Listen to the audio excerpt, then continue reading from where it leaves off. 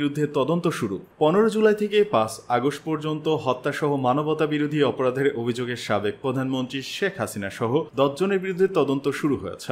বৃহস্পতিবার গণহত্যার অভিযোগ আনা নিহত সায়েমের বাবার আইনজীবী বিষয়টি নিশ্চিত করেছেন। তিনি জানান, গত বুধবার রাতেই তদন্ত শুরু করেছে তদন্ত সংস্থা। এর আগে অভিযোগ রেজিস্টার হিসেবে গ্রহণ করে তদন্ত সংস্থা। 7 দিনের মধ্যে এই তদন্তের অগ্রগতি প্রতিবেদন অভিযোগকারীদের জানানো হবে বলেও নিশ্চিত করেছেন তিনি। তদন্ত সংস্থার উপপরিচালক ও তদন্ত কর্মকর্তা মোহাম্মদ আতাউর রহমান বলেন, বুধবার দুপুর 1:30টায় আমরা অভিযোগটি গ্রহণ করেছি। অভিযোগটি নিবন্ধন বইয়ে নিবন্ধনভুক্ত করা হয়েছে। এই নিবন্ধনের মানে মামলা হয়েছে। অপরাধের ধরনে বলা হয়েছে 1 থেকে 9 নম্বর আসামি নির্দেশে ও পরিকল্পনায় অন্যান্য আসামিরা দেশীয় এবং আগ্নেয়াস্ত্র দ্বারা নির্বিচারে গুলিবর্ষণ করে বৈষম্য বিরোধী ছাত্র আন্দোলনকারী সাধারণ নিরস্ত্র ছাত্র জনতাকে হত্যা করে তাদের সমূলে বা আংশিক নির্মূল করার উদ্দেশ্যে গণহত্যা ও মানবতা বিরোধী অপরাধ সংগঠনের অপরাধ। উল্লেখ্য, ট্রাইব্যুনালে কোনো অভিযোগ নিবন্ধনের পর তা মামলা হিসেবে গণ্য করা হয়। এর আগে বুধবার দুপুরে কোটা সংস্কার আন্দোলনে নিহত বাগেরহাটের আরিফ আহমেদ সিয়ামের বাবা মোহাম্মদ বুলবুল কবির আন্তর্জাতিক অপরাধ ট্রাইব্যুনালের তদন্ত সংস্থায় লিখিত অভিযোগ করেন।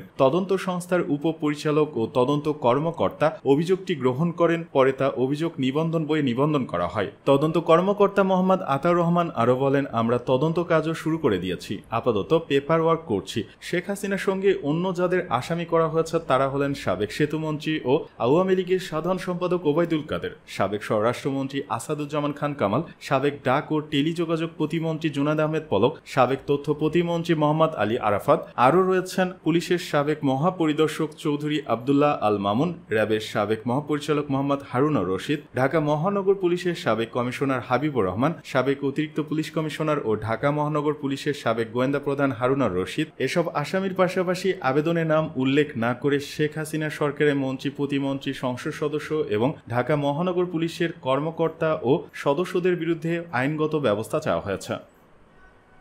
এদিকে শেখ হাসিনাকে ফাঁসির দাবি গণ অধিকার পরিষদের। ছাত্র জনতার উপর আওয়ামী লীগ যে গণহত্যা চালিয়েছিল, এই গণহত্যার মূল পরিকল্পনাকারী শেখ হাসিনাকে বিচারের মুখোমুখি করতে হবে, তাকে ফাঁসি দিতে হবে বলে মন্তব্য করেছেন গণ অধিকার পরিষদের সভাপতি নুরুল হক নূর। আজ বৃহস্পতিবার সকালে দলটির অস্থায়ী কার্যালয়ের সামনে অবস্থান কর্মসূচিতে তিনি এ মন্তব্য করেন। নুরুল হক নূর বলেন, হামলাকারীদের পরিচয় নিশ্চিত করে সব অপরাধীদের বিচার করতে হবে। ছাত্রলীগ, যুবলীগ, ছাত্র জনতার উপর নৃশংস যে হত্যা চালিয়েছে তার জন্য বিশ্বের কাছে এই সন্ত্রাসী সংগঠনগুলোকে নিষিদ্ধের দাবি তুলতে হবে। মনে রাখতে হবে, আওয়ামী লীগের কোনো অপরাধী ছাড় পাবে না। ইতিমধ্যে অনেকেই ধরা পড়েছেন, আরও অনেকেই ধরা খাবে, একজনও ছাড় পাবে না। তিনি বলেন, সালমান এফ রহমান ও আনিসুর রহমানকে আটক করেছে এক ব্যবসায়ী হত্যাকাণ্ডের মামলায়। ধানমন্ডির সেই হত্যাকাণ্ডের কোনো প্রমাণ নেই। এতে করে এসব মামলায় সহজে খালাস পেতে পারে। তাই প্রমাণসহ গঠিত হত্যাকাণ্ডগুলোর বিষয়ে মামলা করতে হবে। ডাকসুর সাবেক ভিপি নূর বলেন,